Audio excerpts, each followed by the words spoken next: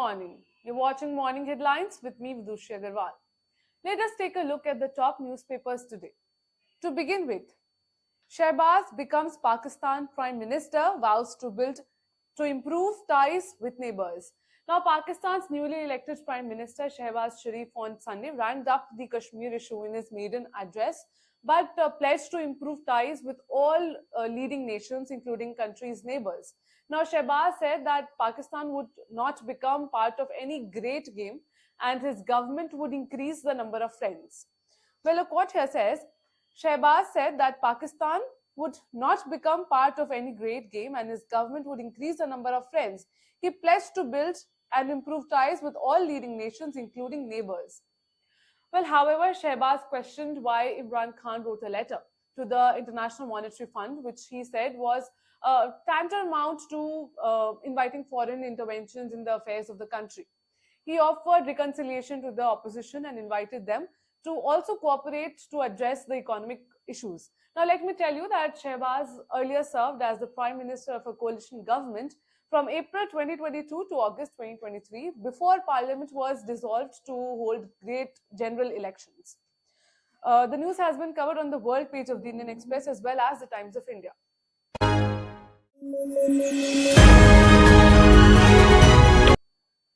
Moving on. Israel boycotts Gaza truce talks as Hamas refused to share list of hostages alive, says report. Now, Israel boycotted Gaza ceasefire talks in Cairo on Sunday after Hamas rejected its demand for a complete list naming hostages who were alive.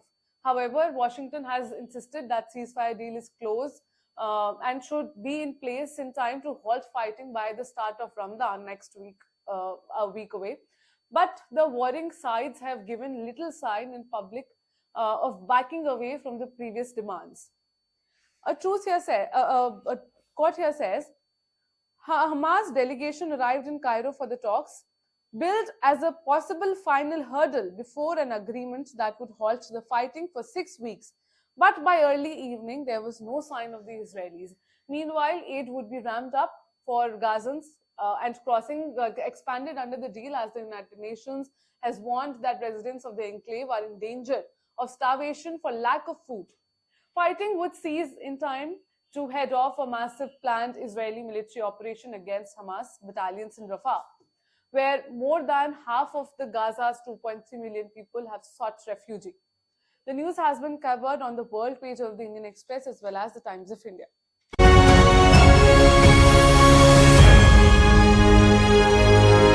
In a latest development, infighting riven Michigan, Idaho to Missouri. Support for Trump soars as he wins caucuses. Now, Donald Trump has inched ahead in his quest to become the Republican Party's presidential nominee, winning internal party elections in the states of Missouri, Michigan, and Idaho. Now, in all three states, Trump trounced Nikki Haley, his last remaining rival for the Republican presidential nomination, moving him closer to becoming the White House standard bearer and a likely general election rematch with President Joe Biden. Well, Trump has gained huge momentum in the race to capture the Republican nomination at the party convention in July, and Tuesday is expected to all but secure the result. He is likely to face President Joe Biden in November elections, pitting the two for the second time since 2020. The voting on Saturday in Missouri, Michigan, and Idaho were hybrid internal elections with differing rules, in some cases reflecting rifts and tensions despite Trump's formidable sway. The news has been covered on the world page of the Indian Express as well as the Times of India.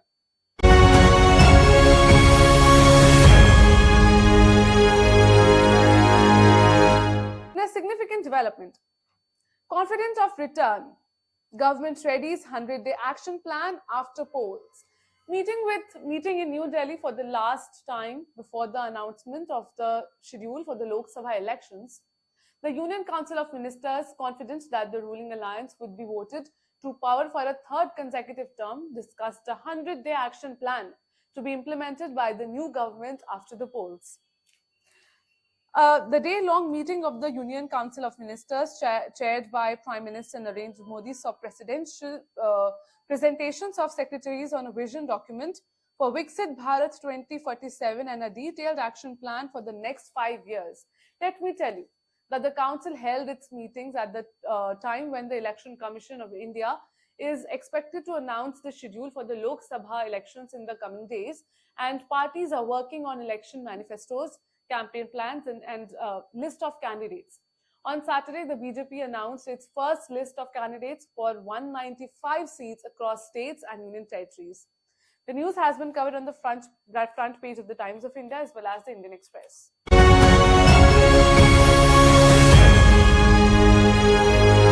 Moving on. Justice Gangopadhyay of Calcutta High Court says quitting to join politics slams TMC. A sitting judge of a constitutional court resigning to join politics is not new. Former Chief Justice of India, Koka Subba Rao, in 1967 had resigned 3 months before his retirement to contest presidential elections as the opposition candidate against Congress's Zakir Hussain. He says, I will enter the field of politics. I am not telling you today which party I will start with. I want to first finish the little work that is still left in court. Tomorrow I will wrap that up. Now, moreover, for more than 2 years, both in his judicial orders and in media interviews, Justice Gangopadhyay has attacked the ruling Trinamool Congress and its leaders.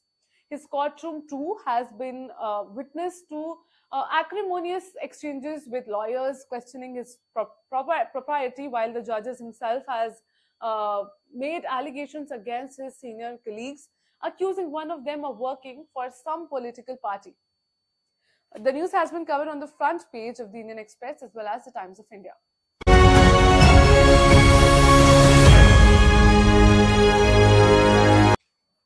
In a significant development, revamping 1,400 kilometers of roads, Mahila Clinics says key city projects yet to take off.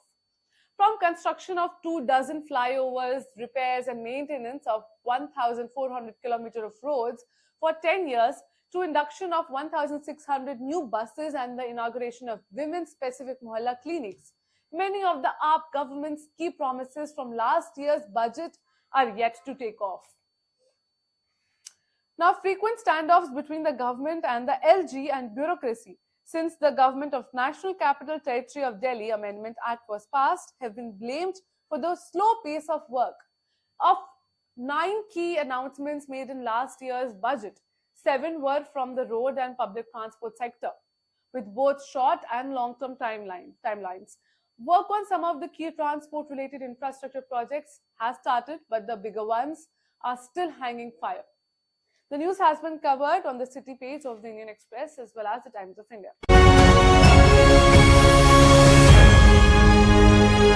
Let us now take a look at the economy section of the newspaper.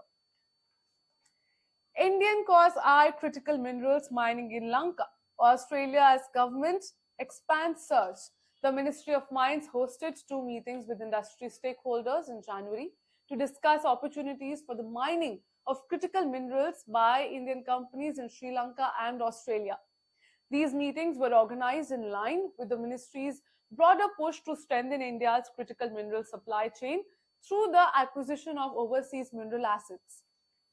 Now, the ministry met with representatives from companies including Ola Electric, Hindalco Industries and Gujarat Mineral Development Corporation to discuss the prospects of graphite mining in Sri Lanka on January 5.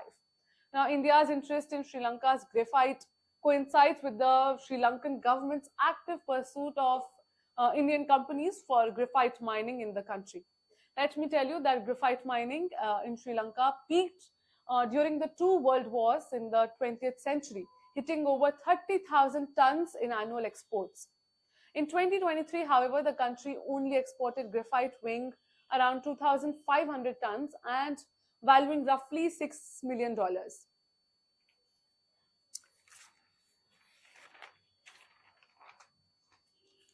Last but not the least, let us take a look at the sports section. Adding another milestone to his book of records, India's great spinner Ravichandran Ashwin is set to mark his 100th Test match. He will become the 14th Indian and the first Tamil Nadu cricketer to feature in 100 Test matches, which is indeed a remarkable milestone for an athlete who loves his game. Speaking of his records, uh, Ashwin's bowling record ranks among the best of all 22 players who have played as many matches as claimed at least 100 wickets. Now, only Muthin, there are some records given here. Ashwin career strike rate 51.3 is also the best among all players in his first 99 Test matches. India is eagerly looking forward to clinching the ongoing Test series against England by winning the fifth and final Test match, which will take place in beautiful Dharamshala on Thursday. Now, fans are eagerly anticipating the game, and so are we. That's all for today. Thank you for joining in. For more updates, stay tuned and keep watching Ritam.